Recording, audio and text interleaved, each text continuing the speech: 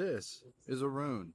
Perhaps you've seen them, perhaps you are aware of them, perhaps you even know how to read them. But are they magic? To any Norse pagan or anybody that's studying Viking history, maybe the mythology from the Norse people, runes are probably one of the most popular things you're going to find. There are different applications for runes, from just writing and language all the way into the mythology where it had to do with magic.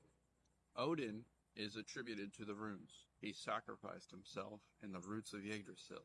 He hung himself for 9 days until these little letters appeared. In stanza 144, Odin is saying this about before you even use runes. Do you know how to write them? Do you know how to read them? Do you know how to paint them? Do you know how to test them? Do you know how to ask them? Do you know how to bless them? Do you know how to send them?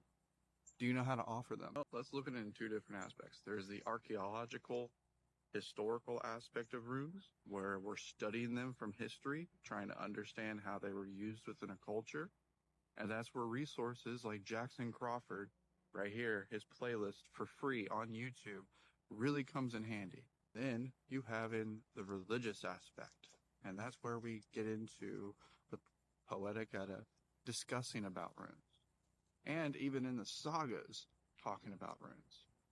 Now, runes are also talked about in the Poetic Edda and also within the sagas, like Saga of Icelanders. Within the Poetic Edda, you have runes being talked about within spells, runes being given wisdom to Odin and magical powers from the runes.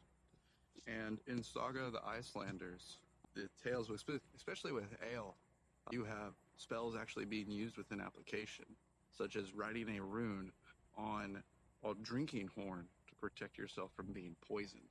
How can we use runes in our everyday life? I want to give two examples that I actually heard recently from friends of mine and how they've had runes help them in their life.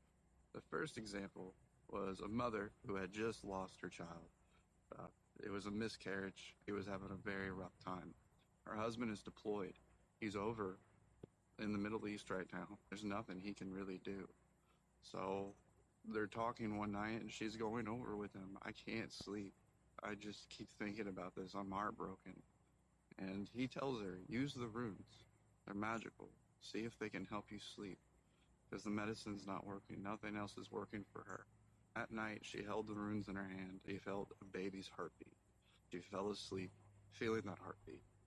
The next example of a rune helping someone is someone that was trying to work as a police officer. And they had used runes in the past, but this time they actually drew the rune on one of the records for someone they were looking for.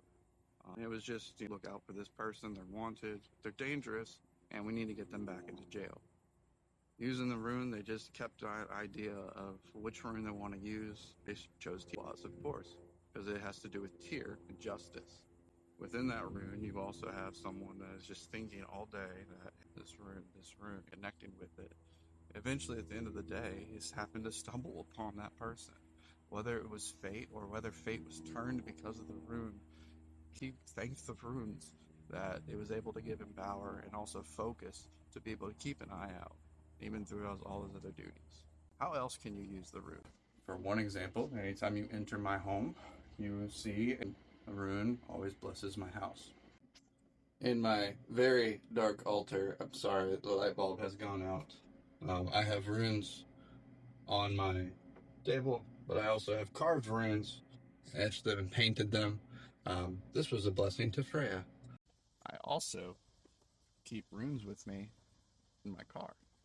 I've discussed before on this channel that Poetica, the Havamal, the books, the sagas, we can consider them sacred. But the most important thing I think we should always hold sacred in our possession are runes. We should treat them as such. This was my first ever project when I first became, I wanted to burn and carve wood. So I did, sigil of all, compass.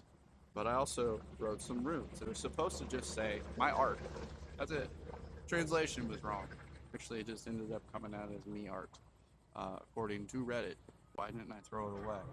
It reminds me to keep studying Also, remember that before you do something and finish something, you look at the research for it and make sure that it can be understood. If you are interested in learning more about runes, please consider following my channel as I discuss more about the research that I've done for the past few weeks to prepare for this video. If you could also please hit the like and follow button if you found some information out of this and you'd like to see more. Again, stay safe out there. Peace and love.